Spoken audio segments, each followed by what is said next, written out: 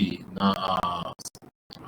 o tecido ósseo, e ela pode estar localizada em um osso ou em múltiplas regiões do corpo.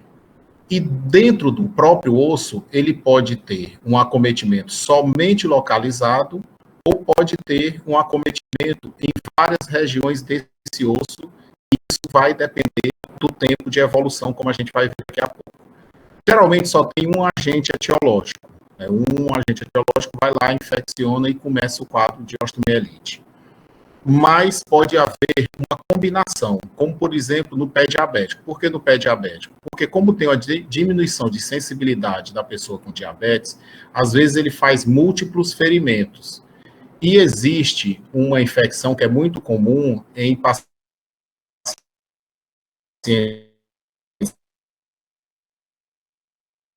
que têm pé diabético,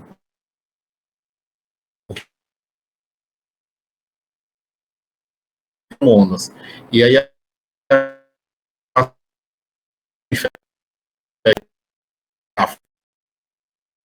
associada a uma infecção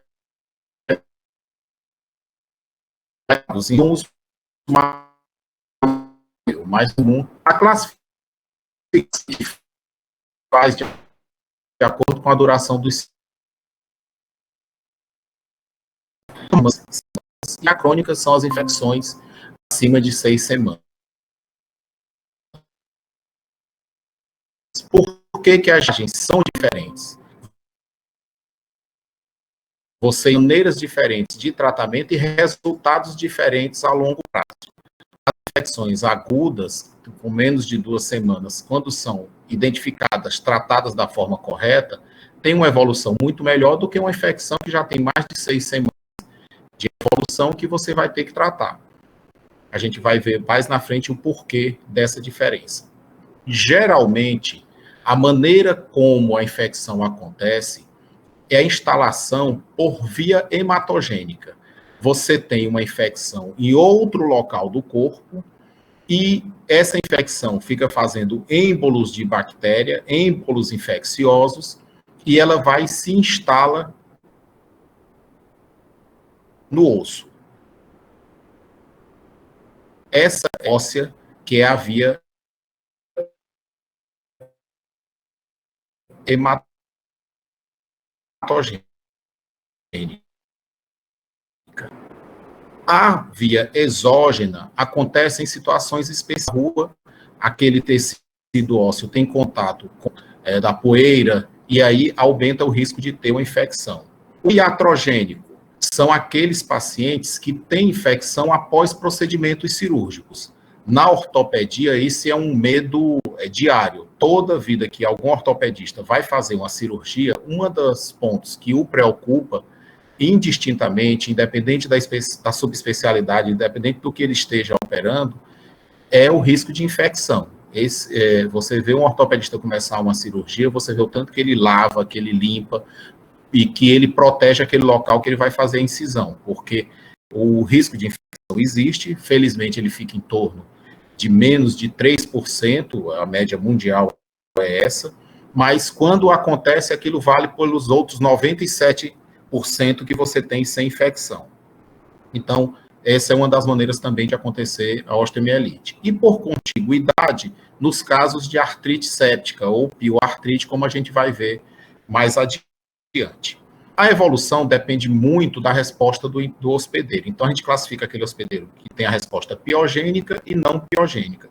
Resposta piogênica é aquele paciente normal, aquele hospedeiro normal, que tem uma boa resposta inflamatória e uma boa resposta imunológica.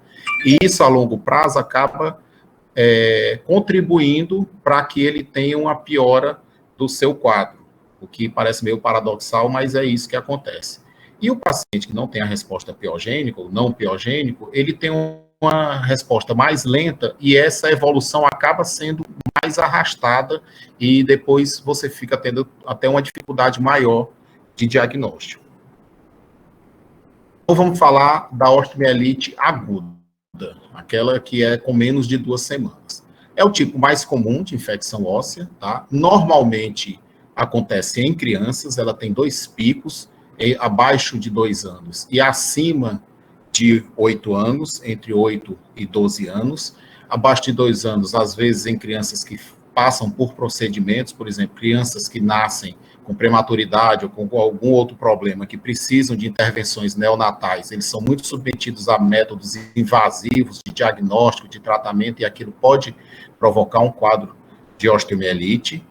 E crianças mais velhas, elas têm o quadro de crescimento ósseo mais rápido, e isso contribui para a instalação da infecção, como a gente vai ver daqui a pouco.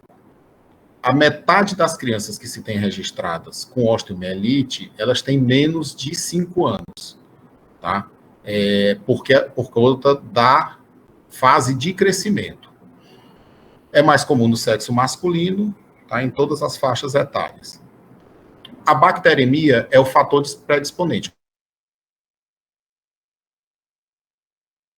Como a bactéria se instale no local e se desenvolva a infecção. Isso pode acontecer, por exemplo, após um trauma local. Você vai jogar bola, tem um trauma na perna, a tíbia fica com um hematoma e aquela bactéria que está circulante, geralmente como um foco que pode ser de orofaringe, um foco de dente ou algum abscesso, uma unha encravada, um cravo na face, fica fazendo bacteremia, ela se instala naquele hematoma e desenvolve o quadro infeccioso. Pacientes que têm desnutrição, doenças crônicas e alterações do sistema imune, você tem uma imunidade diminuída, essas bactérias circulam com mais facilidade e eles têm uma facilidade maior de se instalar no tecido ósseo. Depois que a bactéria se instala na região metafisária, por que na região metafisária? Porque a região metafisária é a região que mais tem irrigação, justamente porque é o local que está estimulando o crescimento do osso. Então, aquela região, ela recebe muito mais sangue do que outras regiões do corpo. Então, ela vem, se instala na região metafisária. A partir dali, ela começa a ter uma proliferação de bactérias. As bactérias começam a se multiplicar. O organismo entende aquilo como uma agressão e provoca uma reação inflamatória, aquele paciente piogênico que a gente tinha falado lá atrás. A partir dessa reação inflamatória, começa a ter um aumento de pressão no local.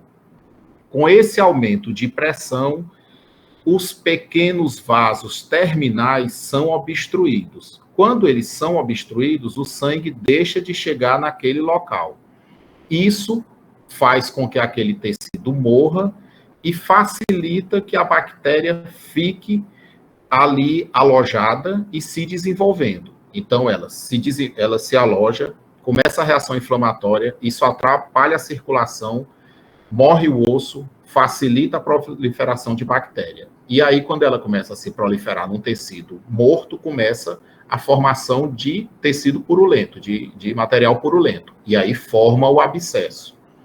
Com o crescimento do abscesso, essa pressão que já havia ocluído os vasos, a microcirculação terminal, fica mais aumentada ainda. E aí ela começa a levar essa necrose que tinha começado lá na região metafisária para outros locais do osso. Começa a isquemia na córtex do osso, a isquemia cortical. Com essa isquemia, o tecido morre, a bactéria se multiplica, começa a proliferação de pus, e esse pus vaza do tecido ósseo e começa a empurrar a membrana que cobre o osso, que é o periósteo. Aí começa a elevação periostal. Se você não intervém nisso que está acontecendo, isso vai acontecendo, os dias vão passando, isso vai acontecendo. Se você não intervém, o que acontece? Aquela região toda morre, forma o chamado sequestro ósseo e se transforma numa osteomielite crônica. Então, note que do começo para a osteomielite crônica acontecem todas essas alterações, todos esses eventos que você tem que intervir para que aquilo pare e você consiga que o osso não evolua cada vez com mais necrose, com mais tecido purulento, que facilita mais ainda a proliferação bacteriana. Tá? Então, para ilustrar, para não ficar só aquele monte de letra ali, que é meio monótono da gente ver, o que acontece? Vem para a região metafisária, que é a região mais irrigada. Aqui é a fise de crescimento, né? E aqui é a epífise. Então, como essa região é a região que traz irrigação óssea para que essa fise de crescimento estimule o crescimento do osso, então a bactéria se instala aqui, começa a reação inflamatória, obstrui os vasos, a bactéria se multiplica e vai esse tecido purulento, vai aumentando e vai fazendo com que aquela região fique propícia só para a proliferação bacteriana. Ela transforma aquilo ali no abscesso, que é a sua casa. Um local, inclusive, em que o antibiótico, por exemplo, não tem ação. Numa situação dessa aqui, não adianta você ficar dando antibiótico, porque o antibiótico ele não entra aqui. Por quê? Porque não tem circulação. O antibiótico ele chega no local pelos vasos. Não tem vaso porque foram obstruídos pela pressão, então não adianta você ficar só dando antibiótico. Não vai resolver. Aqui você tem que, como dizia o Dr. Portela, que é um ortopedista icônico aqui de Teresina, o antibiótico não substitui o bisturi. Aqui você tem que partir para o tratamento cirúrgico, entrar e limpar. Então, simultaneamente a resposta à defesa do organismo, você tem o organismo querendo que aquela infecção acabe. Só que, como ele aumenta essa reação inflamatória, aquilo ali, tudo que a gente estava falando era o aumento da resposta, só a bactéria agindo. Mas existe a resposta inflamatória, com aporte local com leucócitos. Se isso não é suficiente para resolver aquela questão, a infecção aumenta, tá? Só que até 48 horas a gente ainda tem uma situação em que a gente conseguiria resolver com antibiótico. Por quê? Porque ainda tem circulação naquele local e o antibiótico ainda consegue chegar. A partir disso aí, forma-se aquele abscesso, que eu mostrei agora há pouco, encapsulado, e aí o antibiótico não entra mais e não resolve mais somente com antibiótico. A osteomielite hematogênica aguda, quando a criança tem menos de 2 anos de idade, a metáfise, que é essa região aqui, ela tem menos células fagocíticas. Então, ela predispõe a infecção nesse local. Quando você passa de 2 anos, você consegue ter isso aqui como uma barreira. Se a infecção começa aqui, ela não consegue chegar na região da epífise. Só que menos de 2 anos, existem alguns vasos que atravessam essa placa epifisária. Então, como o vaso atravessa, a infecção que está aqui na região metafisária, ela pode chegar lá do outro lado. Acima de 2 anos, isso deixa de existir, então a epífise acaba, a fise de crescimento acaba funcionando como uma barreira, tá? Mas, normalmente, o que acontece é que a infecção vem para a região metafisária e aqui é o local em que ela se desenvolve mais. Isso é o que a gente vê mais no dia a dia. A osteomielite em adultos é menos comum, tá? Geralmente a gente tem pacientes debilitados. A gente vê, às vezes, em adulto, quando é algum esportista que tem um trauma de alto impacto e que está, às vezes tem uma amidalite e vai jogar bola. E aí tem um trauma, forma aquele hematoma e aquela amidalite. É uma fonte de bactéria, fica fazendo bacteremia e infecciona.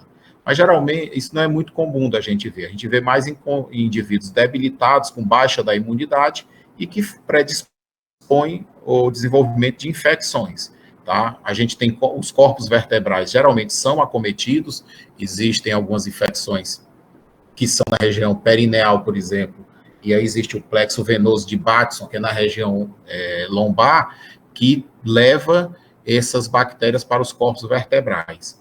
Tá? E os abscessos, eles são mais lentos de se espalharem, não são tão rápidos quanto nas crianças. E a gente normalmente não vê aqueles grandes sequestros, a gente vai ver lá na frente o que é um sequestro ósseo, e a gente não vê muito isso naquele paciente adulto.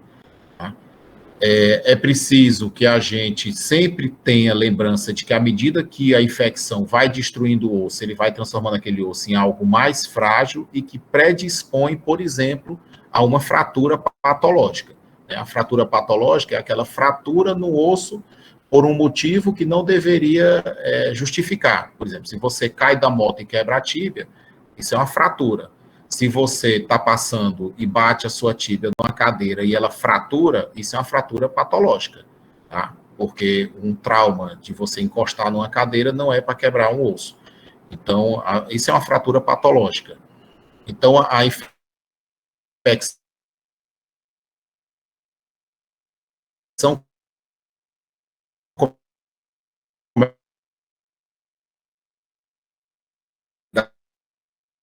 acho que quando passou ali na caminha, anda, corre. Então, a gente tem que sempre lembrar desse risco da fratura patológica. As osteomielites hematogênicas agudas, a frequência geralmente é essa, tá? Fêmur, tíbia, húmero. No dia a dia, são os 3 ossos que a gente vê com mais frequência.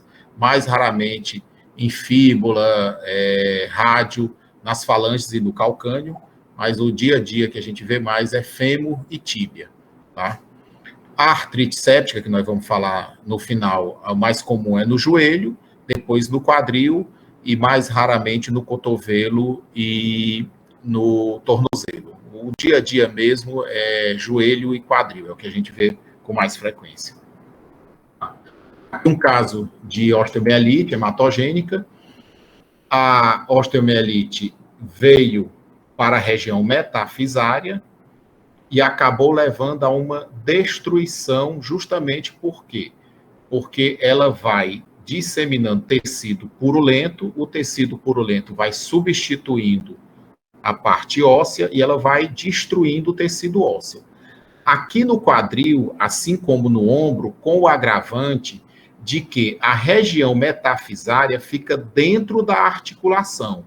Então, a gente sempre tem que lembrar que no ombro e no quadril, quando você tem uma osteomielite proximal no fêmur, aquilo ali também pode virar uma artrite séptica e levar a uma destruição da cabeça do fêmur, tá? Ou da cabeça do húmero. Assim como um quadro de infecção articular, que não começou no osso, começou lá na articulação, que é a artrite séptica, também pode evoluir por uma osteomielite pelo contato íntimo. Por quê? Porque a cápsula, ela faz esse trajeto aqui, ó. Então, essa região fica toda dentro da cápsula. E isso é uma particularidade anatômica que compromete mais facilmente o fêmur e o húmero proximal. Isso é uma coisa que a gente sempre tem que ter em mente quando lida com esses casos. A osteomielite hematogênica aguda também pode acontecer, como a gente falou lá atrás, por contiguidade, que é esse quadro da infecção no quadril ou no ombro, tá? E nos adultos, que a fise é fechada, ela também pode se espalhar justamente por conta do fato da localização da região metafisária proximal ser dentro da articulação. Então, a gente mostrou ali um slide que é um osso de criança, né, por conta da fise de crescimento, você vê que é de criança, mas no adulto, se você imaginar isso aqui tudo fechado, o quadro anatômico é o mesmo, então ele continua tendo essa região toda dentro da articulação, e aí a osteomielite pode levar a uma artrite séptica, e a artrite séptica pode levar a uma osteomielite. O patógeno mais comum no dia a dia é o Staphylococcus aureus. Eu, na minha experiência, eu tive um paciente com Streptococcus, do grupo B, o restante é estáfilo, o dia a dia é estáfilo, mas a gente tem que lembrar dessas particularidades, que criança abaixo de 2 anos pode ter por hemófilos também, os usuários de droga têm uma tendência muito grande de ter osteomielite por pseudomonas, assim como as osteomielites causadas no pé por calçado fechado, também tem uma incidência muito alta de pseudomonas. Acima de 2 anos e adultos jovens, Staphylococcus é o dia a dia, tá? No idoso também. E nos pacientes que têm hemoglobinopatias, principalmente a anemia falciforme, existe uma incidência aumentada de salmonelose, de osteomielite por salmonela. O diagnóstico é a dor. Tá? Aqui, esse é um ponto que eu queria falar para vocês, vocês são todos estudantes de medicina. Exame complementar em osteomielite e artrite séptica é complementar. Tá? E peguem no doente, botem a mão, não se esqueçam daqueles sinais cardinais do processo inflamatório, né? Calor, rubor, dor, edema, impotência funcional. Porque o principal sinal na osteomielite hematogênica aguda, aquele quadro que está iniciando, é a dor. A dor por quê? Porque a pressão dentro do osso, por aquilo que a gente tinha falado lá atrás, pelo aumento da quantidade de bactérias, aumento da reação inflamatória, comprime os vasos, e aí aquilo dá uma reação extremamente dolorosa. Então, normalmente a osteomielite tem a localização, você pega, é bem quente e é muito doloroso. Tá? A gente não pode esquecer disso, de botar a mão naquele local que você está suspeitando de infecção.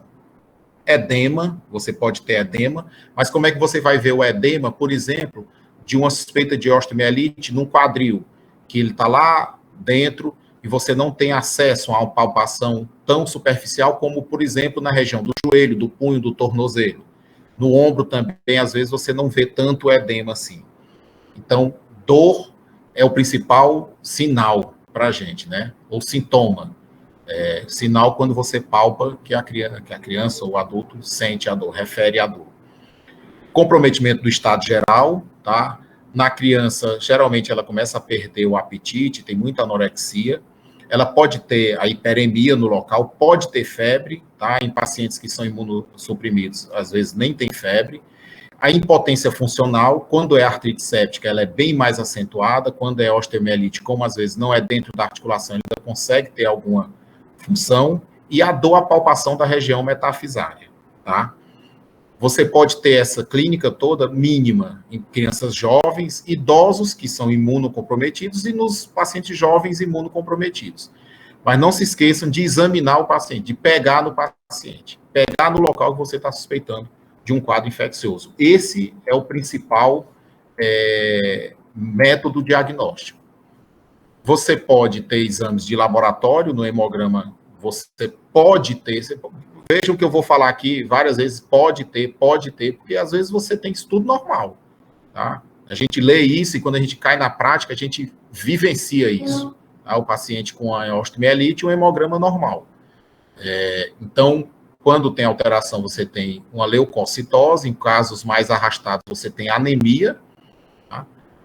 O VHS, o PCR, que são exames marcadores de processo inflamatório, são muito sensíveis, apesar de não serem extremamente específicos, mas são sensíveis, e eles elevam com muita facilidade. Mas se, por exemplo, a pessoa tiver um quadro de um trauma e um quadro infeccioso, você pode ter o VHS elevado nos dois, tá? Você pode ter um hematoma que eleva o VHS, mas, então não adianta a gente se pegar muito, se você tem toda a clínica e o VHS não está elevado, isso não quer dizer que o paciente não tenha. A clínica é soberana, a clínica sempre foi e sempre vai ser soberana, tá? Você vê aqui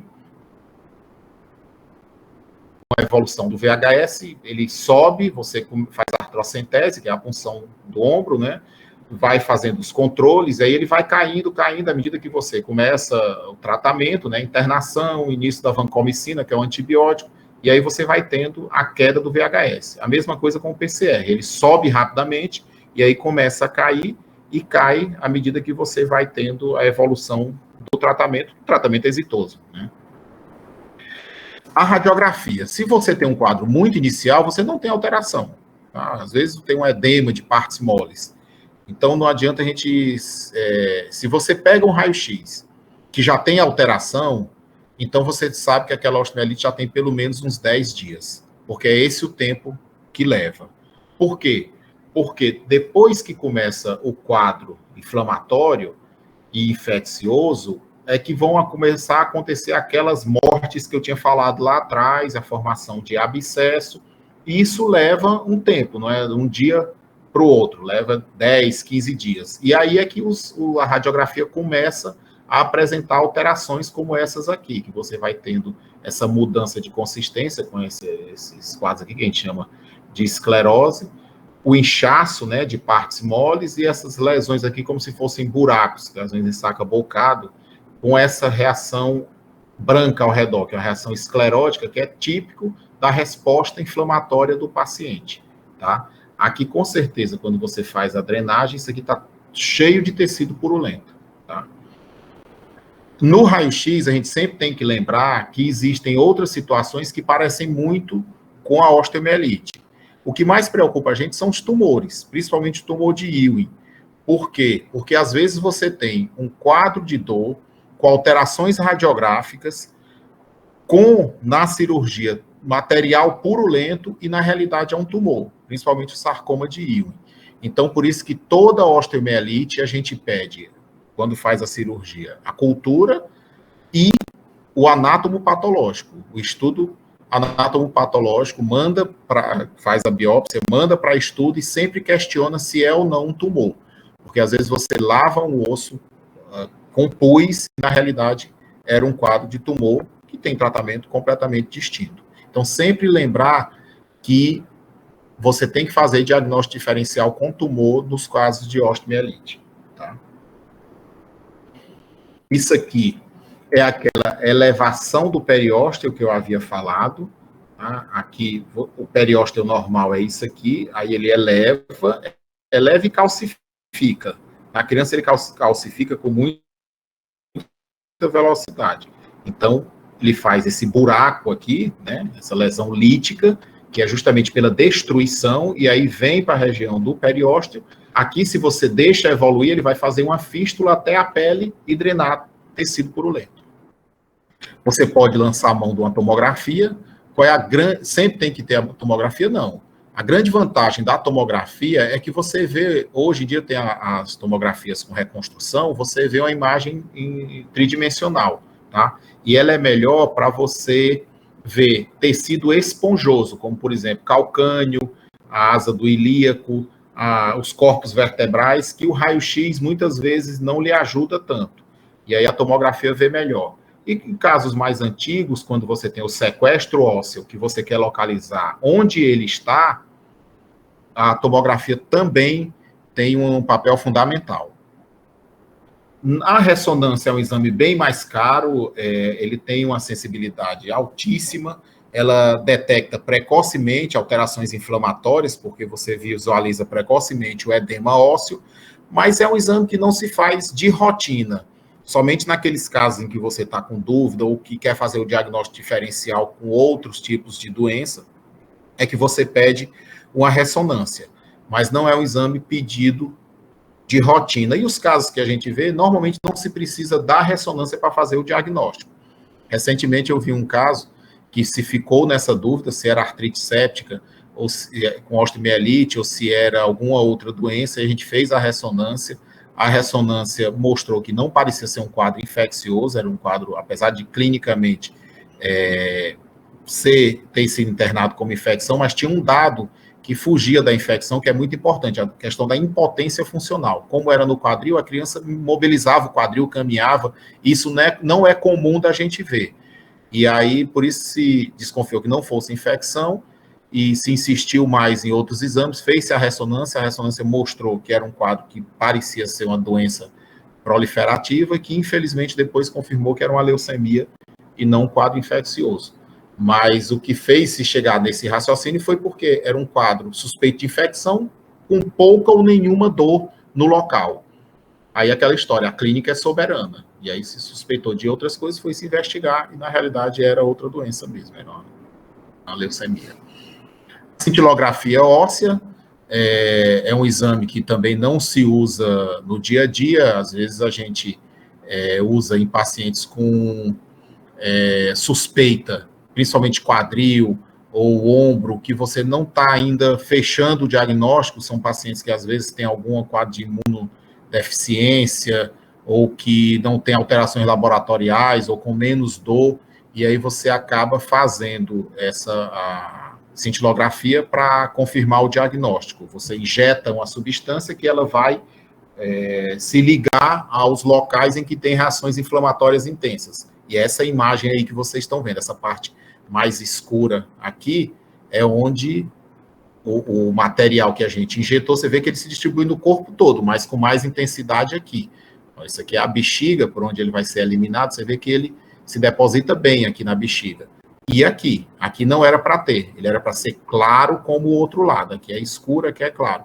Então, esse depósito dessa substância faz a gente pensar que aqui está tendo um quadro inflamatório intenso para ele ter se depositado aí. E às vezes você suspeita que o paciente tem a osteomielite em vários locais, você faz também a cintilografia, porque ela vai e se deposita em todos os locais que está tendo reação inflamatória. E aí você acaba direcionando a sua investigação. Tá? O ultrassom a gente usa muito pouco. Às vezes, quando você suspeita de que tem o abscesso, como o ultrassom vê bem partes moles e o abscesso é um tecido líquido, né? Você vê bem no ultrassom isso, mas não é usado de rotina para avaliação da osteomielite. Então, você usa, às vezes, para investigar se tem um abscesso muito volumoso associado, e às vezes também quando você está programando alguma abordagem cirúrgica, para você ver a distância de onde está o abscesso da pele, para se programar. Mas é um exame que se usa muito pouco, assim, no quadro, na avaliação da osteomielite. Então, você pode fazer a identificação do patógeno. Qual é a grande vantagem? É porque você direciona o antibiótico. Quando você não consegue fazer essa identificação de cara, você faz um tratamento empírico, que é o que a gente chama do antibiótico terapia empírica. Você faz aquele antibiótico acreditando que a infecção é pelo patógeno mais frequente, e aí você usa um antibiótico de largo espectro que pegue um maior número de patógenos, e aí você faz o tratamento. Mas se você tem a identificação precoce daquele patógeno, você direciona o antibiótico que é mais específico para aquela bactéria. E tem, logicamente, o resultado mais garantido, né? Você pode aspirar o osso, quando você pega numa fase que você já tem aquele abscesso ao redor ali do osso, você pode usar uma agulha com espessura maior, e você punciona, tira aquele material e faz a cultura. Vale lembrar que em quadros infecciosos que você vai fazer cultura, quando você já está em uso de antibiótico, você diminui sensivelmente a possibilidade de que aquela cultura seja positiva. Mesmo que o antibiótico não seja muito específico para aquele patógeno, a grande possibilidade é de que você tenha uma cultura negativa quando o paciente já faz uso de antibiótico. Então, por isso que é importante você agir rapidamente, faz a suspeita, já colhe o material para fazer a cultura e aí começa o antibiótico. E depois que você começa o antibiótico, geralmente as culturas vão ser negativas. Tratamento mais precoce possível. Por quê? Porque você diminui a morbidade. Você faz com que o efeito daquela infecção no osso não seja tão acentuado. Então, tratamento precoce. Faz a suspeita diagnóstica, inicia o antibiótico. Se você já está naquela fase em que tem a formação do abscesso e o sequestro ósseo, aí não tem o que discutir. É partir para o tratamento cirúrgico. Se você consegue pegar numa fase muito inicial, bem inicial mesmo, aí você consegue tratar somente com antibiótico. Por quê? Porque você só tinha a reação inflamatória, ela estava começando o processo inflamatório, mas ainda não tinha feito a necrose, consequentemente o abscesso. Como eu falei lá atrás, quando tem o abscesso, o antibiótico não entra mais. E aí tem que ser uma abordagem cirúrgica.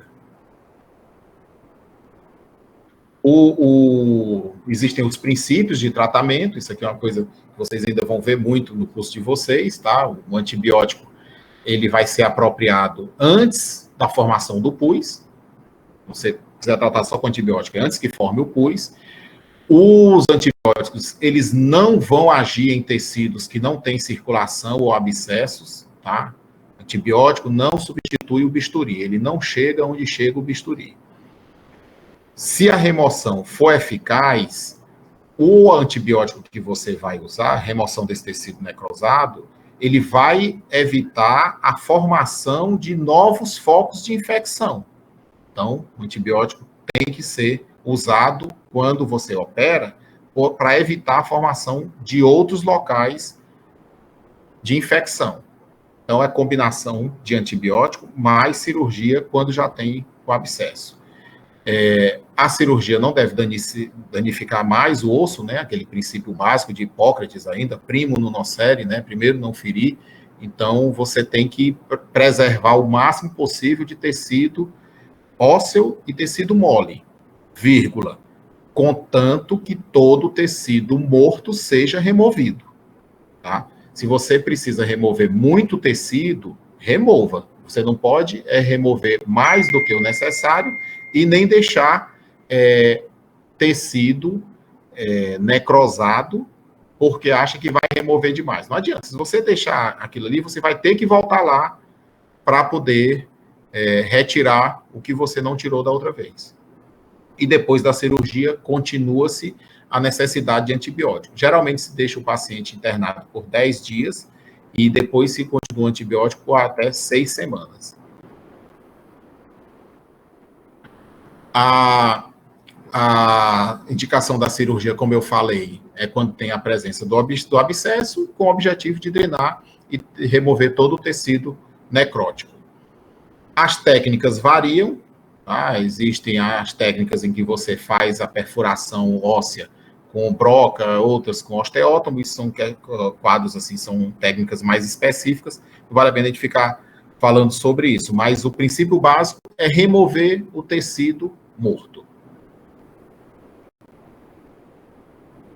A osteomielite hematogênica subaguda, são essas que pegam esse intervalo de 2 semanas a 6 semanas, ela tem um início mais lento, mais insidioso. Ou então são quadros não diagnosticados lá atrás. Às vezes o paciente tem uma fístula na pele, com aquela fístula tem uma melhora muito grande da dor, é como se drenasse o abscesso. E aí ele acaba se acomodando mais e você acaba se deparando com ele já com mais tempo de evolução, tá? E os sintomas não são tão exuberantes como na fase aguda, em que a dor é muito intensa. Nem sempre você faz o diagnóstico, às vezes você tem quadros subclínicos, como a gente vai ver daqui a pouco, que é o caso do abscesso de Brod, e elas não são tão incomuns da gente encontrar. O diagnóstico, pelo fato de ser mais lento, assim, a evolução ser mais lenta, geralmente esse diagnóstico é atrasado por mais de 2 semanas. A resposta do hospedeiro é rápida, a bactéria não é tão potente, a administração de antibiótico pode mascarar o quadro, então aquela inflamação ela persiste não tão intensa como na osteomielite hematogênica aguda. E isso acaba favorecendo que tem aquela infecção, mas a reação não é tão intensa como no outro quadro, e aí o paciente acaba protelando mais a busca pelo tratamento. A dor é leve a moderada, novamente a questão da dor, tá? Então, aquela história de valorizar a dor, a queixa da dor, o paciente que relata a dor e vê o local da dor.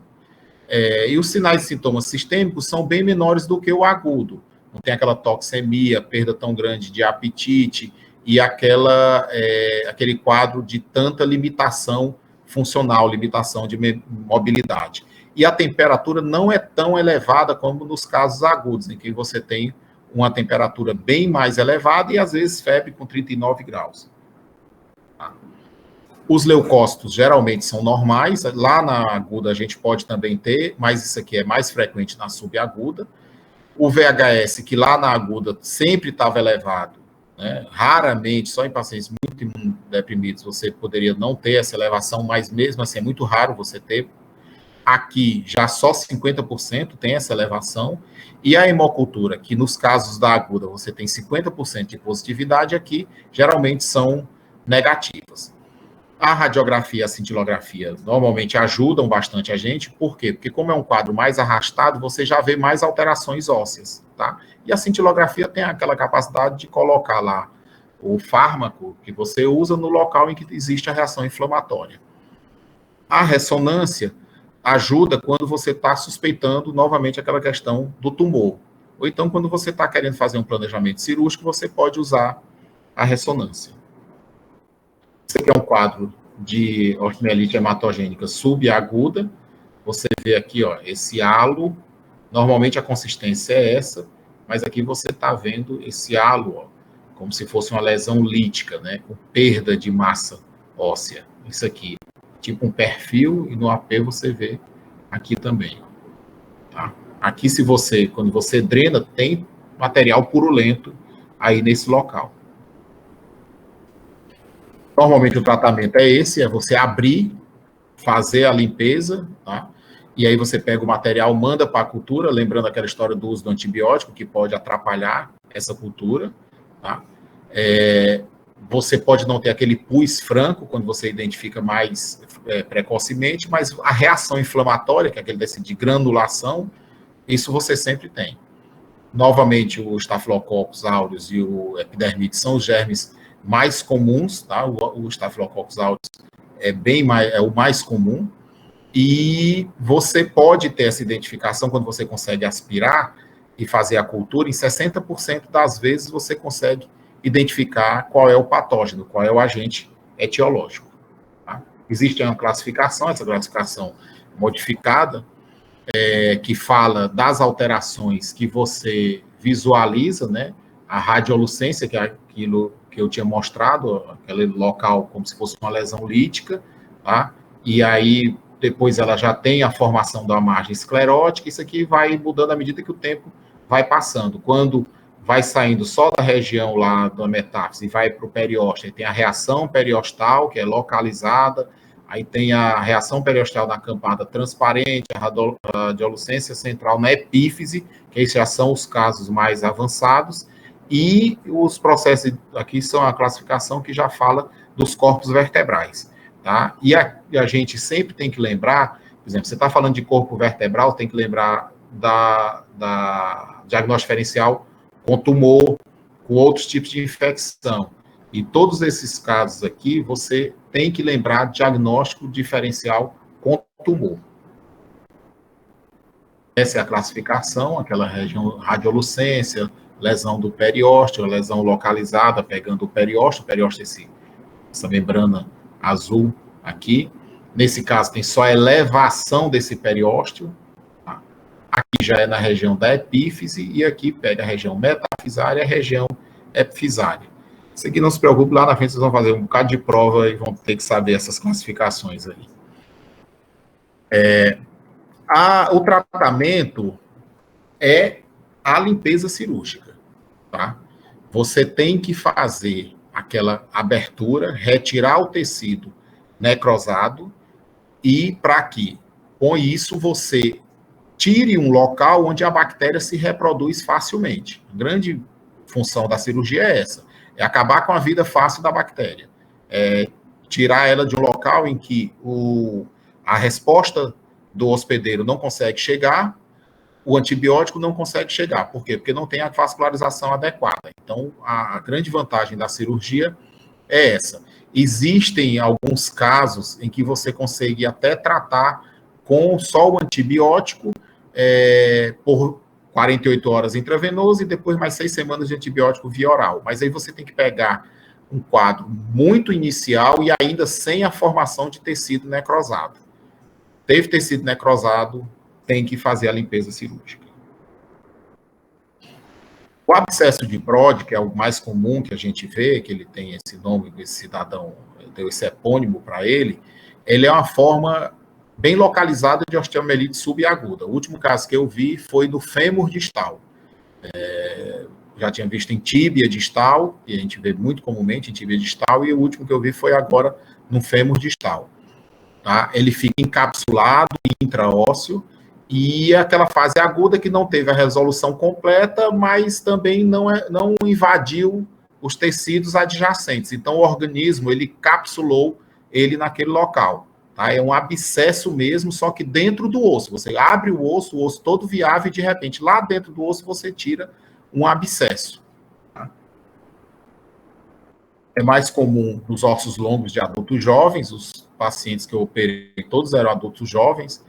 O último que eu operei tinha 16 anos e era tíbia distal. Então, é bem mais comum nesses pacientes. Ele estava fechando o crescimento já. E na região, em adultos, é na região metáfise de afisária, tá? Novamente, aquela questão da região metafisária, porque é o local que tem mais irrigação e é onde o patógeno consegue se estabelecer com mais facilidade. Novamente, Doutor, oi. deixa eu só falar aí pro pessoal mudar de link, porque falta 3 minutos para esse link acabar, então é melhor entrar no já. Botei no chat aí da chamada. Tá, eu também mudo, né? Sim. É bom, né? Tá bom.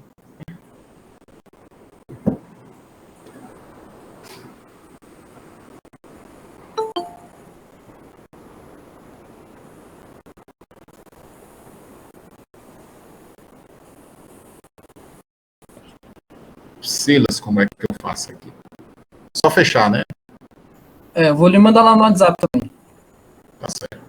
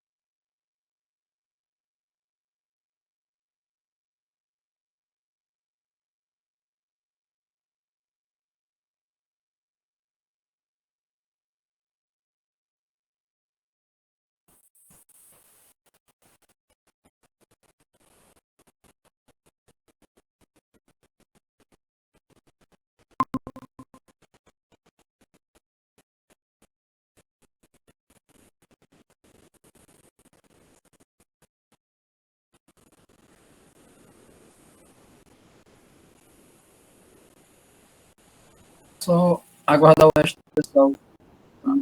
Silas, se precisar acelerar, você me fala, cara, que eu falo muito. Não, tá perfeito. Pelo menos para minha turma que não tem aula. Não agora. Eu já deixo no ponto aqui. Sim, pode ir colocando.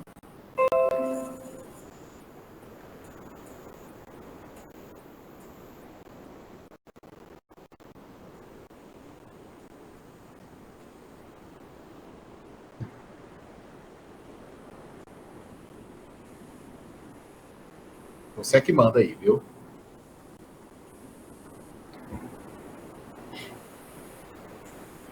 Pode ir falando, eu vou aceitando aqui à medida que o pessoal for entrando. Certo. Bom, como eu estava falando, o, o patógeno mais frequente, novamente, é o estáfilo. Tá? Vocês vão, na vida médica de vocês, vocês vão conviver muito com esse cidadão.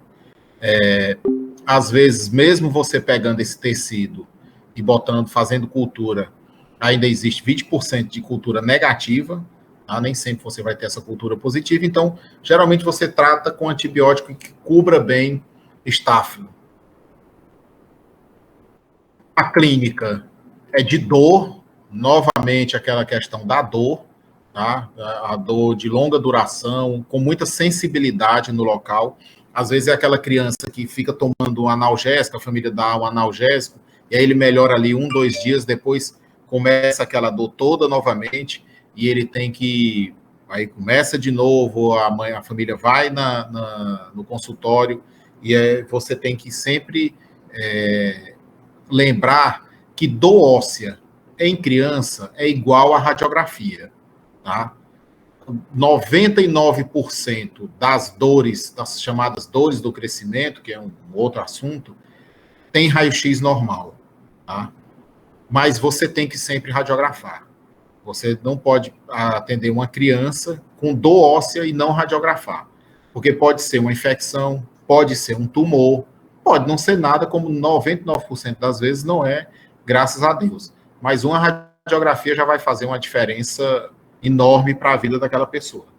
Então, as radiografias, elas mostram lesões bem definidas, tá? Aquela lesão lítica com halo esclerótico, que eu vou mostrar daqui a pouco, e ela vai diferenciar de vários tipos de tumor quando ela aparece. A imagem que a gente vê é essa aqui, ou seja, aquela pessoa com quadro de dor arrastada, de longa duração, tá? Que no local tem dor à palpação, mas não é aquela dor tão intensa, tem aquele calor, mas não é aquele calor tão intenso, e que quando você radiografa, você se depara com essa imagem. Isso vai ser questão de prova para vocês. Quando vocês virem uma alteração com bordas escleróticas em radiografia, qual é o significado daquilo? O significado é que aquilo já tem uma longa duração, tá? Vocês vão responder isso em prova, porque isso é uma questão clássica.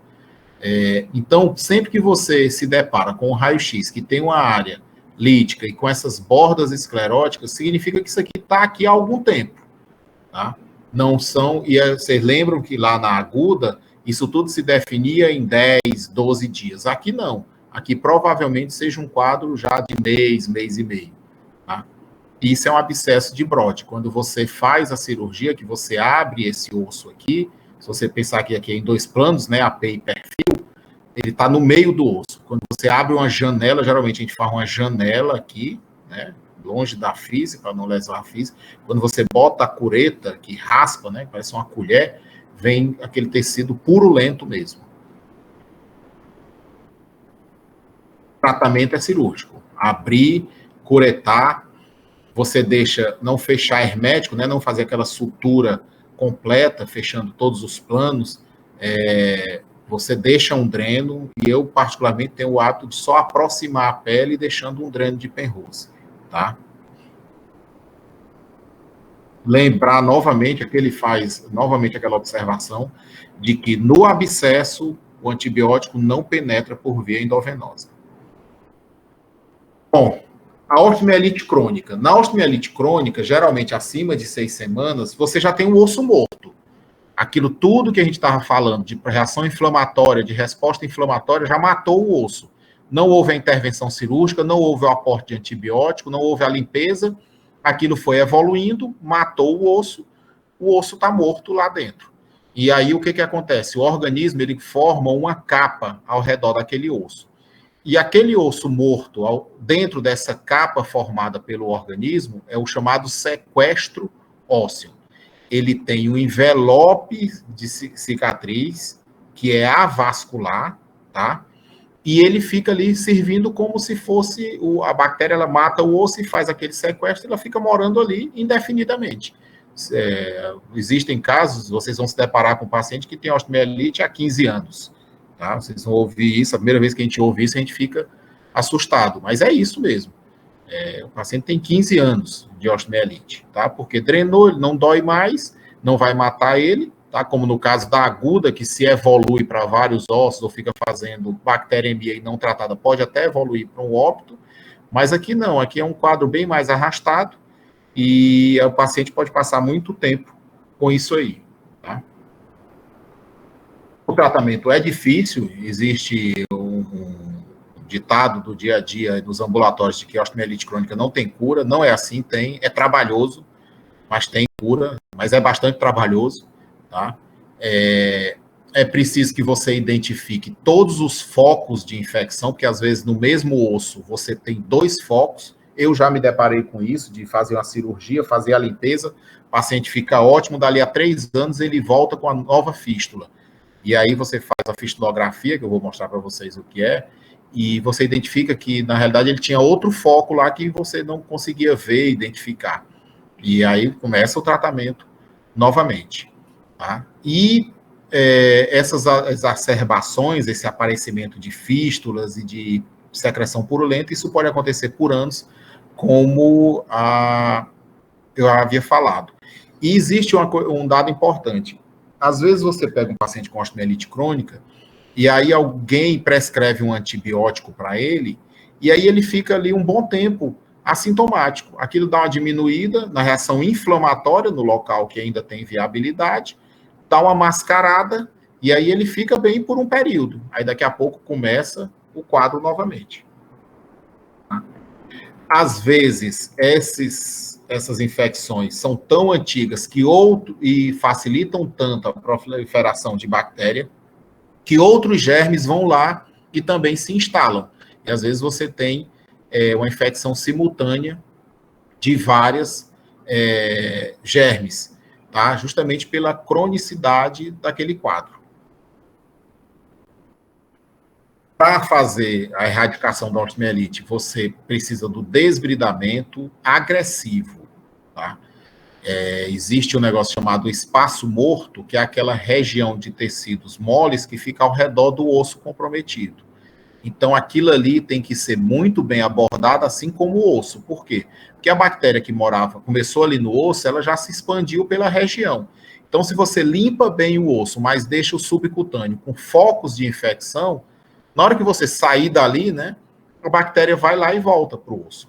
Então, você tem que fazer, quando for fazer o desbridamento, você tem que fazer um desbridamento amplo, tá? A menos que o paciente seja um paciente muito debilitado, que não suporte esse tipo de desbridamento, que são geralmente desbridamentos que provocam sangramento. E porque você tem que fazer o tecido sangrar, porque aquilo ali é que mostra a viabilidade do tecido. Então, às vezes, o paciente está muito debilitado, você faz um desbridamento menor, tira aquele quadro mais acentuado, melhora a condição clínica do paciente, melhora o quadro de dor e depois reaborda para fazer um tratamento mais definitivo, tá? Você pode ter uma osteomielite crônica, que é só intramedular, esse verdinho aqui, não sei se está dando para vocês verem, é justamente o local da infecção. Você pode ter ele só na região da cortical, ou seja, esse aqui é só intramedular, esse aqui é só na cortical, a medular está totalmente preservada. Você pode tê-lo na cortical e na medular, mas só nesse local aqui do osso, tá? Ou você pode ter em múltiplos locais dentro daquele osso. São aqueles que eu estava mostrando, o medular, né, o superficial, localizado e o difuso. Medular, superficial, localizado e difuso. Normalmente, quando você faz um corte axial para olhar, é isso aqui, né, intramedular, superficial, a região medular não está comprometida, aqui a medular e a cortical estão comprometidos, mas é só localizado, e aqui é difuso em vários locais do corpo. E mostrando aqui, simultaneamente, o comprometimento que acontece de partes moles também. É preciso que você lembre que você tem que respeitar ao máximo a integridade da pele e das partes moles, tá? Por quê? Porque você vai precisar dessa pele íntegra e dessas partes moles íntegras para conseguir um tratamento adequado, a menos que estes locais estejam comprometidos pela infecção. Aí não adianta você contar com eles, eles têm que sair junto do desbridamento, tá?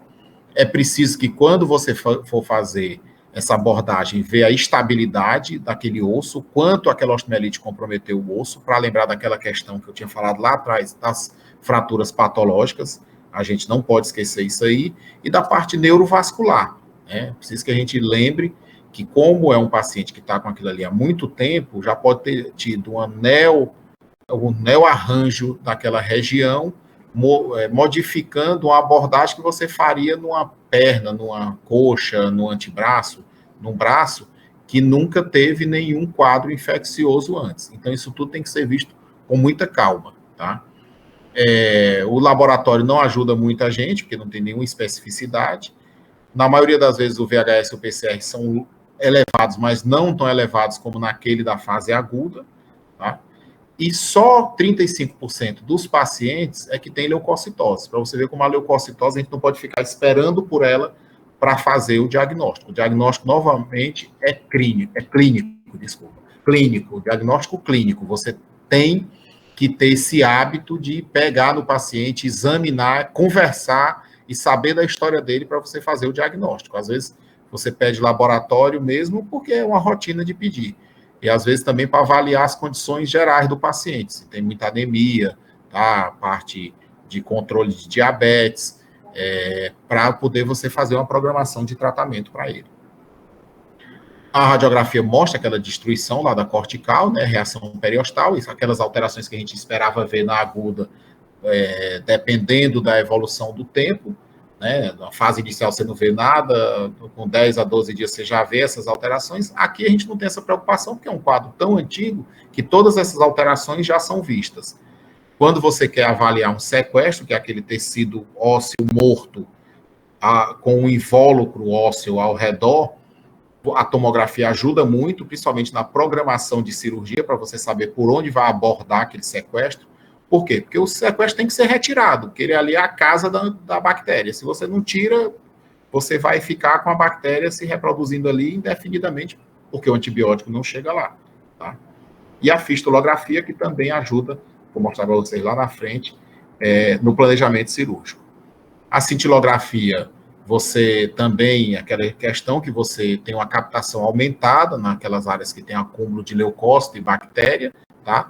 E existem os leucócitos marcados, que você injeta na pessoa e aqueles leucócitos vão para o local inflamatório e aí você faz aquela radiografia lá específica, identifica onde eles estão. Aí você identificou lá o quadro inflamatório infeccioso. A ressonância mostra o halo, que é quando tem uma reação inflamatória naquele local, que é uma imagem bem definida, mas é um exame que a gente não usa de rotina para diagnóstico de osteomielite crônica. Por quê? Porque é um exame que é muito caro, mas não é só esse o motivo, mas principalmente porque você normalmente não precisa tanto dele para fazer a abordagem, para programar a sua abordagem. Tá? São casos bem especiais que você usa a osteomielite. Você pode identificar o trato da fístula, né? Se você não pode fazer uma fistulografia, você pode fazer isso com a ressonância. É uma das vantagens da ressonância. Mas é pouco usado no dia a dia. Você quer um paciente que tem um quadro de osteomielite crônica, você vê que ele tem uma reação periostal bem exacerbada. Isso aqui é o periósteo normal dele. Olha a espessura aqui. Tá? Você vê que aqui tem uma lesão lítica, já tem uma perda, né? Ele não tem a mesma consistência disso aqui, ó, ele vem e perde, como se tivesse sido mordido. E aqui você vê o sequestro. Essa parte branquinha no centro é um tecido ósseo morto, que só ficou a parte de cálcio, ele perdeu aquela parte vascularizada. E esse é o chamado sequestro ósseo. Se isso aqui não for retirado, o tratamento cirúrgico não funciona. Tá? Isso aqui é uma fistulografia. Você injeta a substância lá na pele, por onde a secreção está saindo, e aí você vê o trajeto por onde é que está vindo, e esse trajeto tem que ser retirado. Tá? Tem que ser retirado. Por quê? Porque esse trajeto está cheio de bactérias. Você imagina o tempo que levou dessa bactéria sair lá do osso, vir fazendo esse trajeto até chegar na pele. Então, isso aqui, se você só limpa aqui e deixa isso aqui, aqui tem fonte de bactéria para vir e infectar novamente. A biópsia com cultura é o padrão ouro para o diagnóstico. Você, às vezes, tem até pedaços de sequestro que são expulsos por essa fístula, que você usa isso aí para fazer tanto cultura como manda para o anátomo patológico. Novamente, a gente tem que diferenciar do tumor, mesmo tendo todas aquelas características de osteomielite, tá? Você, na maioria das vezes, tem por estáfilo, tá? Novamente o estáfilo, e às vezes você pode ter também infecção por anaeróbio. Anaeróbio e gram-negativo também podem ser isolados no quadro de osteomielite crônica. Como eu havia falado lá atrás, aquele quadro, aquele ambiente acaba propiciando a infecção com outros tipos de germes. Sempre que for fazer a cultura, enviar o material ósseo e também de partes moles, onde a bactéria também passou um bom tempo e a cultura daquilo ali também pode ajudar a gente. Tá? Tratamento, antibiótico, desbridamento cirúrgico e reconstrução. Por que reconstrução, quando necessário? Porque às vezes o tecido ósseo é tão comprometido que você tem que tirar muito osso. E aí você tem que usar métodos de estabilização daquele osso para poder fazer o tratamento adequado. Normalmente não se consegue o tratamento sem cirurgia, a cura sem cirurgia. Então, o tratamento é basicamente cirúrgico para tirar a infecção e principalmente tirar aquele ambiente avascular. Por quê? Porque aquele ambiente avascular é extremamente favorável à bactéria. Então, você tem que criar um ambiente vascularizado por onde o antibiótico chega e onde ocorre a recuperação. Então, você tem que tirar o sequestro, ressecar o osso e o tecido mole e cicatricial infectado. Tudo que for infectado e que não estiver viável tem que sair na cirurgia. Tá? O espaço morto, que é aquela área entre o defeito ósseo e de partes moles, também tem que ser retirado. Não adianta você tirar aquilo ali e deixar aquela área aberta, que aquilo vai criar um espaço onde vai proliferar novamente a bactéria, tá? Às vezes você usa a colocação de material com antibiótico no local, existem as pérolas de antibiótico, existe o cimento com antibiótico, e muitas vezes, quando você termina de tirar tudo, fica muita área exposta. Aí você precisa da ajuda do cirurgião plástico para pegar tecido viável de outro local e fazer o chamado enxerto vascularizado. Tá? Que pode ser com um pedaço de músculo e pele, com um pedaço de músculo, osso e pele. Isso aí varia e são quadros, são opções dentro da cirurgia vascular reparadora, que faz isso aí, que normalmente quem entra com o ortopedista. E existem os casos que você tira tanto o osso, que você precisa botar aquele fixador externo para fazer transporte ósseo. Mas esses são os casos mais acentuados. Depois da cirurgia, geralmente você mantém antibiótico EV por 6 semanas. Lá na aguda você mantinha por 10 dias e 6 semanas via oral. Aqui não, aqui você faz por 6 semanas EV e às vezes mantém até por 6 meses ou 1 ano após a alta com antibiótico oral, tá? Tratamento, aqui é o sequestro, né? Tá aqui quietinho com o invólucro de proteção dele. Você tem que tirar esse sequestro, tá? E tirar o tecido ao redor que está todo comprometido e morto, para poder o antibiótico conseguir agir aqui. Tá?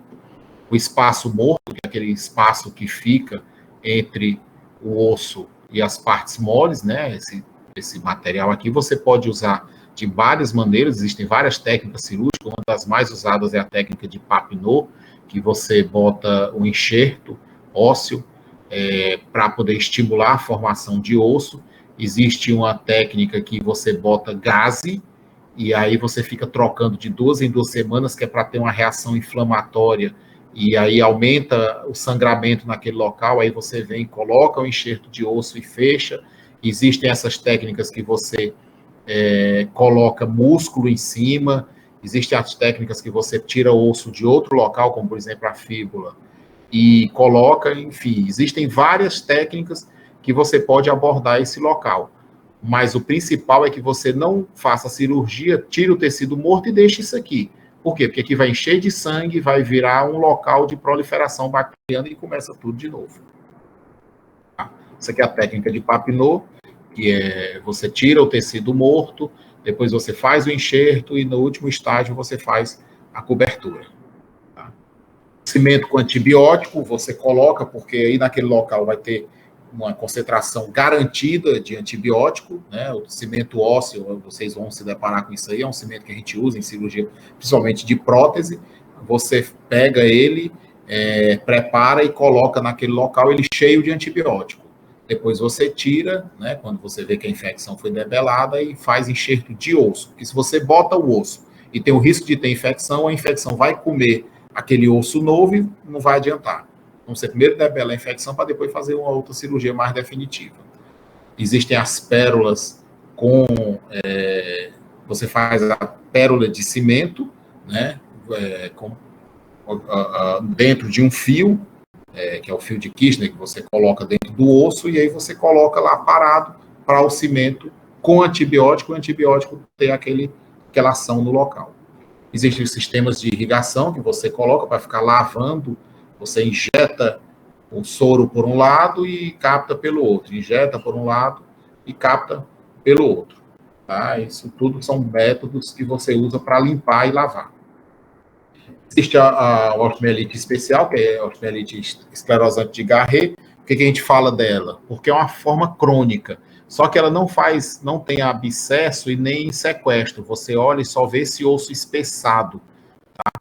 Mas o tratamento, eu coloquei ela aqui, porque o tratamento também é cirúrgico. Você tem que abordar essa região, fazer a abertura para poder tirar esse tecido aí que está morrendo, tá? E aí você faz o antibiótico, depois que você faz os furos, como isso aí vai sangrar, o antibiótico vai conseguir chegar aí e vai conseguir tratar. Tá? Existe a osteomielite multifocal recorrente crônica, que é uma doença inflamatória autoimune, que ela fica mimetizando focos de osteomielite, e geralmente tem um pico aos 10 anos e é uma causa genética. Novamente, metáfise de ossos longos, e às vezes acomete a clavícula e a coluna. Quando acomete a coluna, às vezes essa coluna achata o corpo vertebral e faz a vértebra plana, que é uma vértebra em língua. Vocês vão ver isso também durante o curso de vocês. A osteomielite calcânea eu coloquei porque ela acontece com muita frequência no pé por conta de pequenos ferimentos. Às vezes vocês vão se deparar muito com pacientes que andam no interior, andam pelo mato, e eles furam com prego, com grampo, às vezes com resto de vidro, tá? E aí o que acontece? Entra, tem o ferimento com aquele metal, às vezes pedaço de chinelo, eles andam muito de chinelo no meio do mato, e aí acaba infeccionando o osso. Também, novamente, você tem que lembrar que é uma possibilidade o osso estar acometido, e uma vez identificado isso aí, você tem que ressecar e para que o antibiótico consiga agir. E sempre lembrar, pessoas que têm ferimento no pé, que passam muito tempo usando calçado fechado, que desenvolvem osteomielite, a gente tem que lembrar da osteomielite por pseudomonas. É um quadro bem específico. São aqueles pacientes que têm ferimento no pé, que usam calçados fechados de forma prolongada, fazer osteomielite por pseudomonas. As amputações, elas são reservadas em algumas situações.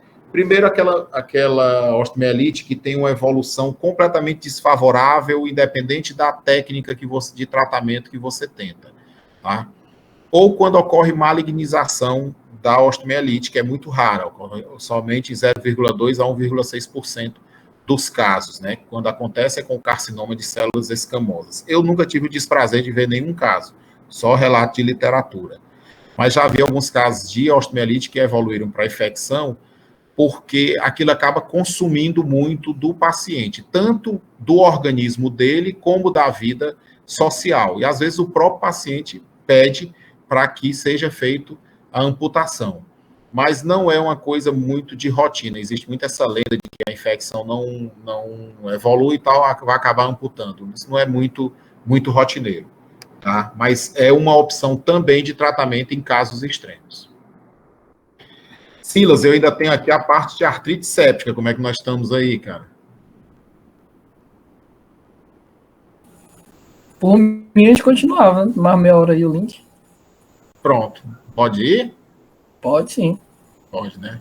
Bom, a gente estava falando até agora de osteomielite, infecção óssea. Lá no começo eu falei de artrite séptica na questão da osteomielite de quadril e de ombro. Por quê? Por conta da proximidade da região metafisária do fêmur e do húmero com a cápsula. Ela está, nesses dois locais especificamente, a região metafisária está dentro da cápsula. Então, uma osteomielite daquela região pode provocar uma artrite séptica, ou uma artrite séptica pode provocar uma osteomielite. Então, você pode ter os quadros concomitantes. Mas, classicamente, a artrite séptica, ou pioartrite, é uma infecção que resulta da infecção bacteriana no espaço articular.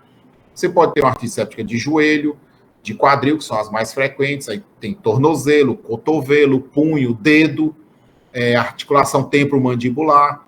Você pode ter de qualquer articulação, tá?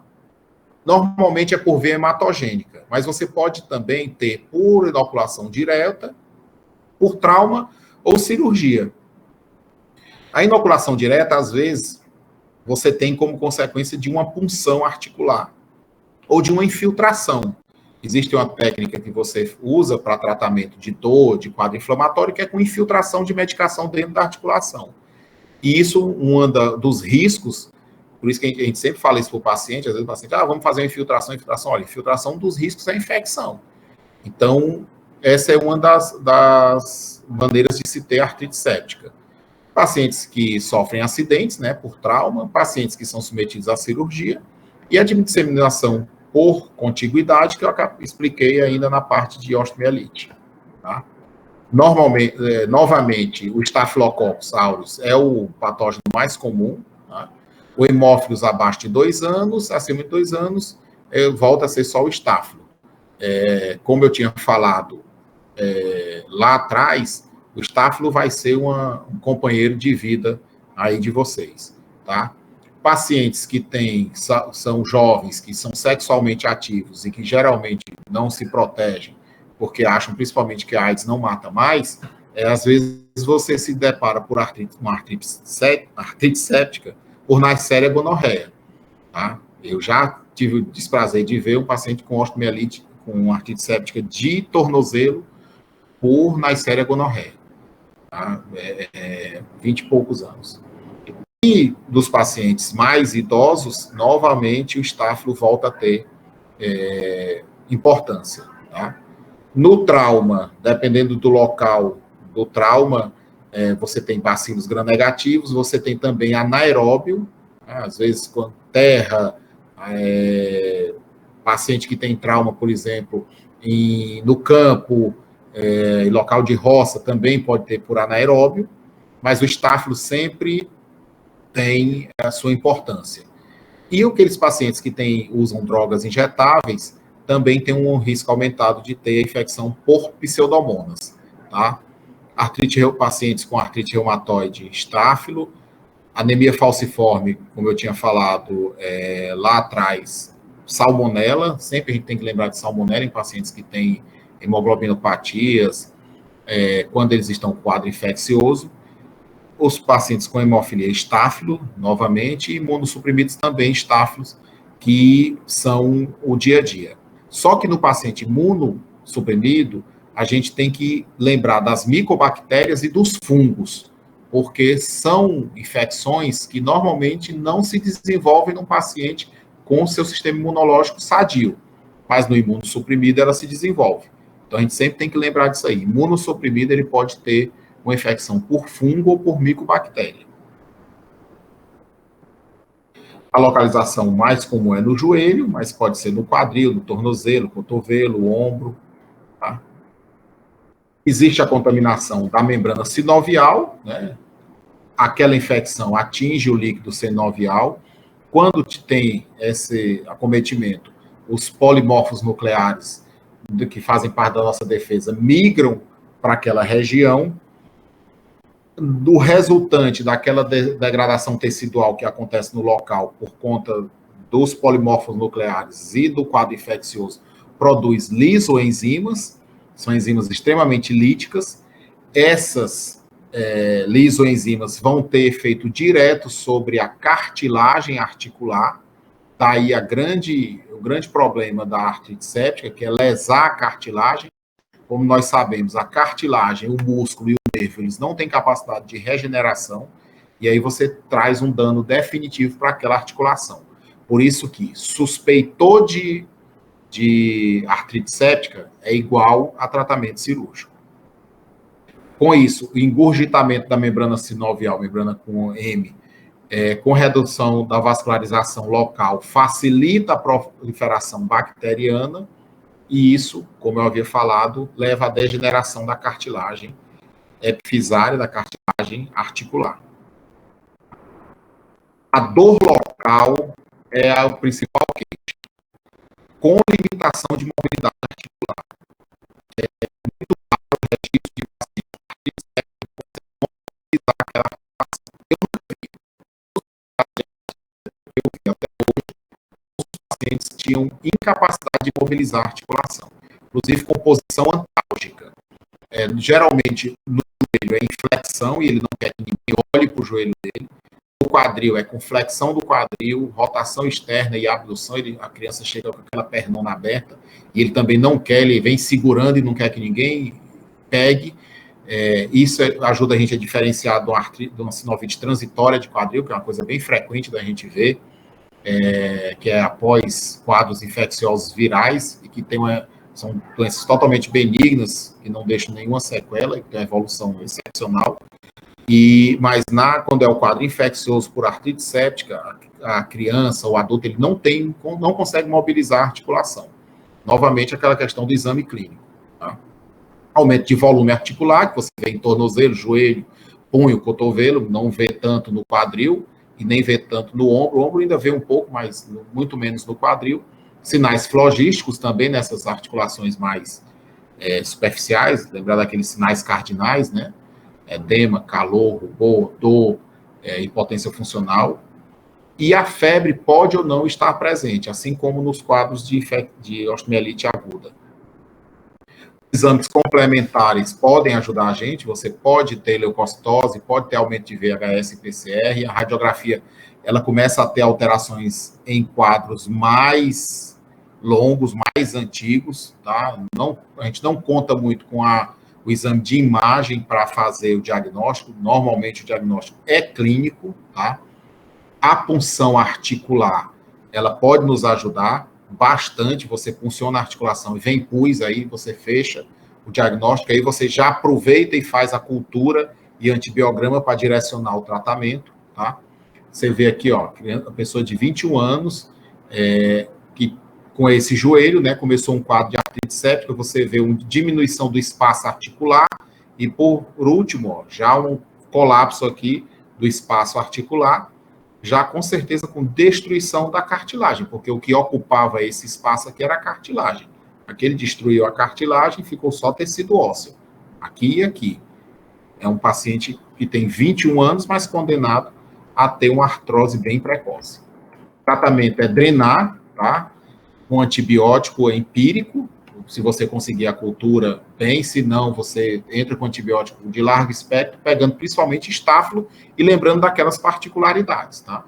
E existem serviços que botam irrigação contínua de catéter com soro, essa irrigação fica pingando soro dentro da articulação e outro catéter, um catéter joga soro, o outro colhe, um joga, o outro colhe. Isso é muito discutido, onde eu fiz residência a gente não usava isso, só fazia a cirurgia e colocava um dreno. Essa é a minha conduta no dia a dia. Mas existem vários serviços também que colocam essa drenagem, essa irrigação contínua. Imobilizar a articulação, porque é dolorosa, e aí você leva uns dias para assumir aquela dor, então a imobilização ajuda a tratar a dor, antibiótico, e a fisioterapia tão logo que possível para poder mobilizar a articulação. Vamos lembrar que a gente está lidando aqui com articulação. E aí, se você demora para mobilizar, você vai fazer uma rigidez, tá? Aqui é um algoritmo que fala justamente para você suspeitar, tá? O que você começa a dor na articulação, não tem uma alternativa diagnóstica ainda definitiva, né? Uma hipótese diagnóstica. Aí você pode aspirar o líquido sinovial para fazer contagem de célula, olhar se tem cristais, porque às vezes a gota também simula uma artrite séptica. É artrite séptica? Trata com cirurgia ou com aspirações contínuas, que é um método que a gente aqui no Brasil contraindica, lá nos Estados Unidos alguns serviços fazem, mas a gente aqui não faz. Aqui a nossa opção é pelo tratamento cirúrgico e começar o tratamento com antibiótico. Não é artrite séptica? Vai fazer a investigação de quais doenças podem provocar aquele quadro ali de artrite, mas sem infecção. Tá? Aqui são os sistemas de antibiótico, eu vou correr um pouco mais, porque senão não vai dar tempo a gente ver até o final, mas normalmente o que a gente usa é cefalosporina, tá, com aminoglicosídeo. A vancomicina, ela, apesar de estar aqui, a gente não deixa ela mais para os casos mais resistentes, tá? A gente geralmente começa com oxacilina e com ceftriaxona, e aí em alguns casos especiais, por exemplo, recém-nascidos, a gente usa cefotaxima. Isso aí tudo são particularidades de cada tratamento, e vocês vão ver com mais detalhe lá na frente, quando vocês estiverem estudando essas partes de tratamento com antibiótico. Mas o principal é que você tem que limpar e continuar o antibiótico. E normalmente você entra com antibiótico, com pelo menos 2 antibióticos. Por quê? Porque você quer pegar o máximo possível de germes, de patógenos. Você quer fazer a maior cobertura possível que você conseguir. Quando você tem um quadro pós-cirúrgico, principalmente quando é prótese, aí você tem que ter um antibiótico mais potente, entrar de forma mais agressiva. Por quê? Porque você vai ter o material metálico, onde a bactéria tem a facilidade de formar o biofilme, que vocês ou já estudaram ou vão já estudar, que ele forma dentro daquele tecido, daquele material sintético, uma cápsula que, mesmo tendo irrigação naquele local, aquela cápsula evita a chegada do antibiótico, se chama biofilme. E isso faz com que você tenha que ser mais agressivo nesses pacientes. Às vezes, até tirar o material que foi colocado e refazer depois. Primeiro tratar a infecção para depois pensar em reabordar cirurgicamente. Você faz a aspiração, tá? A drenagem do joelho aqui no caso, mas o principal é você saber que você pode puncionar essa articulação e puxar esse tecido, esse material, né, que normalmente é pus, para você tanto confirmar o diagnóstico como usar para fazer cultura e antibiograma. No caso da patela, geralmente a gente faz na parte lateral, aqui a cabeça da fíbula nos diz que isso aqui é a lateral, na região suprapatelar, né, polo superior da patela, em direção à articulação. Normalmente não é tão difícil você conseguir. Aqui é o esquema da artroscopia para fazer limpeza, né, você pode fazer a limpeza aberta ou por artroscopia, depende da prática de cada cirurgião. Aqui é a punção do quadril, lembrar sempre da anatomia para você ter os parâmetros anatômicos, para você não vir meter uma agulha bem aqui, porque você pode ou lesar o nervo, ou lesar a artéria, ou lesar a veia. Então, você tem uma área de segurança, então, aí é o conhecimento de anatomia, que faz com que a gente tenha cada preferência. Minha preferência pessoal é por essa técnica aqui, apesar dessa aqui ser mais distante, mas você tem mais dificuldade para chegar na cápsula. Aqui você chega na cápsula com mais facilidade. Você localiza os vasos, aqui 2,5 centímetros para a lateral, lembrar do ligamento inguinal. Você geralmente está em cima da cápsula e consegue fazer essa punção sem grandes dificuldades. Tá? Existe essa técnica, que é pela região inguinal, aqui está a nádega, para vocês entenderem, a região posterior da coxa, face anterior. Existe essa técnica, eu nunca fiz, nunca vi ninguém fazendo, assim, só vi em relato de literatura, mas existem alguns serviços que gostam dessa técnica. Aqui já é na hora de drenar, você faz a incisão aqui. Se você olhar essa incisão, você vai ver que está respeitando mais ou menos aqueles parâmetros anatômicos. O ligamento inguinal está aqui, aqui passa a artéria, vaso, artéria, veia e nervo, né? Eles estão passando por aqui, e aqui você faz a incisão sem grandes riscos e cai em cima da cápsula e abre, lava. Quando você achar que está bom, lava de novo, e aí você fecha, deixando o dreno, tá? Aqui já são técnicas mais avançadas, que eu coloquei aqui, mas isso aí já para outros, são maneiras de você abordar pacientes já sequelados por conta da artrite séptica. O principal que eu coloquei isso aqui é mostrar para vocês que a artrite séptica, que uma vez diagnosticada, ela tem que ser tratada imediatamente, assim como a luxação. Para a articulação, as duas patologias mais graves são a artrite séptica e a luxação. Por quê? Porque em ambas a cartilagem está tendo a sua integridade comprometida. Na luxação, porque a perda de continuidade faz com que ele não receba mais o líquido sinovial, que é por onde a cartilagem se nutre. A cartilagem é um tecido avascular, a gente tem que sempre lembrar disso, a nutrição é pelo líquido sinovial. Então, se a articulação luxa, né, tem a perda da continuidade, é preciso você reduzir e volte aquela articulação o mais rápido possível para o local dela, para que aquele líquido sinovial volte a fazer a nutrição da cartilagem. Na artrite séptica é o mesmo raciocínio. Se o líquido sinovial está sendo substituído por tecido por material purulento, com lisoenzimas que vão lesionar aquela cartilagem, se você demora para tirar aquilo ali vai lesionar de forma definitiva a cartilagem. Então, a gente sempre tem que lembrar que a artrite séptica, assim como a luxação, são altamente lesivos para a cartilagem e a gente tem que abordar da forma mais rápida possível. A aspiração do ombro, geralmente, também não tem grande dificuldade, né? Você localiza aqui está o processo coracoide, de onde sai o bíceps, né? E aqui é o acrômio, aqui é a cabeça do húmero. Nesse espaço você consegue fazer uma aspiração sem problema. O cotovelo também, tá? Você tem essas áreas que você consegue aspirar, aqui é o olecrano, aqui é o húmero, você consegue, geralmente, pela parte lateral. Lembrar que na região medial passa o nervo ulnar, e você, com a agulha aqui, você pode dar de cara com ele. Aqui nessa região você tem mais facilidade e sem grandes riscos de comprometer nenhuma estrutura. O tornozelo também, geralmente, é entre a fíbula e a tíbia, você consegue abordar a articulação tranquilo, lembrar que mais aqui passa a artéria pediosa, tá? Aqui nessa região já vai passar o feixe do tibial posterior, nervo, artéria e veia. Então, nessa região aqui você não tem nenhuma estrutura nobre, por assim dizer, e você consegue aspirar sem grande dificuldade.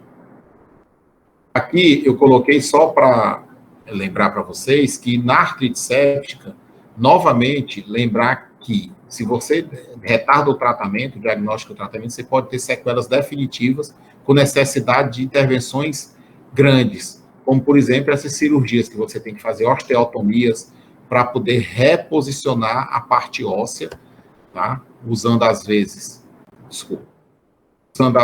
material de síntese, né, essas placas, ou, às vezes, até a cartilagem fica tão desgastada que você faz uma artrodese, você funde um osso no outro para poder o paciente ficar sem dor, tá? Aqui uma sequela de artrite séptica no quadril, você vê que desapareceu a cabeça do fêmur. Isso aqui é um desenho de radiografias que a gente vê até com uma certa frequência, de pacientes não tratados logo com artrite séptica. E aí você começa a fazer essas cirurgias na tentativa de devolver algum tipo de formato para aquela articulação, para devolver alguma qualidade de vida para o paciente. Isso tudo a gente lembrando que a artrite séptica é uma doença que, uma vez diagnosticada, ela tem que ser tratada imediatamente. E é uma máxima da medicina. Você só faz diagnóstico quando pensa na doença. Então, você tem que sempre lembrar dessa possibilidade quando você pega um paciente com dor intensa em articulação, com calor, com limitação extrema de mobilidade, você tem que lembrar que aquilo ali pode ser uma artrite séptica. Porque se você lembra disso e faz o diagnóstico precoce, você faz o tratamento precoce e evita esses tipos de complicação aqui. Ação patológica de quadril, osteoartrose, dismetria de membro, osteomielite, abscesso pélvico, infecção persistente, isso tudo é sequela de artrite séptica. Tá? Queria deixar esse recado para vocês da artrite séptica, porque às vezes a gente pega mais paciente sequelado de artrite séptica do que de osteomielite. Tá? Por quê? Porque é intraarticular e lida com a cartilagem, que é uma estrutura nobre que a gente não consegue repor. Você consegue tirar 10 centímetros de um osso, botar um fixador e fazer um transporte ósseo. Na cartilagem você não tem essa possibilidade de fazer um tratamento cirúrgico que a reestruture, que faça ela voltar a ser como era antes. Tá? Isso aqui é um caso clínico que o Levi me cedeu, que é de um paciente de 13 anos, com quadro de abaulamento em região do braço esquerdo, dor palpação com ponto de flutuação e sinais flogísticos. Relatou o uso de antibióticos sem melhora do quadro clínico. Então, olha a questão. Ele tem essa elevação, tá? Essa fístula, esse ferimento, tá? Ponto de flutuação já significa que ele tem um tecido aqui líquido. Se ele está flutuando, é líquido. Com esse quadro todo, provavelmente seja tecido purulento, né? Material purulento. E o interessante dessa história, ele usou o antibiótico sem melhora do quadro clínico. O que aconteceu aí? O antibiótico ele acabou mascarando mais o diagnóstico e acabou fazendo com que ele evoluísse com um quadro de osteomielite crônica. Tá? Na radiografia, ele já apresentava essa osteomielite, foi feita a biópsia. Por quê? Porque você tem que diferenciar isso aqui de um quadro tumoral, tá? Como você tem a suspeita de um quadro tumoral, aí se justifica a realização de uma ressonância magnética para que você consiga diferenciar isso aqui de um tumor ósseo, porque isso aí também poderia ser um tumor ósseo, tá? O sequestro ósseo é isso aqui, ó. Você vê o tecido ósseo viável, ele tem essa cor aqui, ó. Se você comparar com essa parte mais em cima, ó. Aqui não, ele é branco, a gente chama esclerótico. Ele tem essa... Por quê? Porque ele é morto, ele está morto. Aqui ele não chega mais sangue nele. Aqui só ficaram os depósitos de cálcio. Se vocês lembrarem lá da anatomia do osso, tem os depósitos de cálcio, onde passam os vasos e os canais de Harvard, que com a circulação e que dão essa coloração aqui para o osso na radiografia. Quando você perde isso, só fica aquela região, aquela parte de cálcio, e ele fica esbranquiçado assim, no raio-x, tá? Isso aqui é um sequestro. Material ósseo viável ao redor, com esse osso morto no meio, tá? Isso aqui é uma casa de bactérias. Se não for tirado isso aqui, tratamento nenhum vai conseguir resolver esse quadro. Foi feito o tratamento cirúrgico, e aí você retira-se esse material aqui, que é o sequestro, tá? Isso aqui sai, quando a gente vai fazer essa cirurgia, que você faz a incisão, você pega uma pinça e puxa, ele sai, ele está totalmente solto. Aí você cureta, né, essa ostectomia aqui, sequestrectomia, você cureta, raspa, para que sangre, para que o tecido se torne viável e o antibiótico consiga chegar nesse local. Tá certo? Muito obrigado.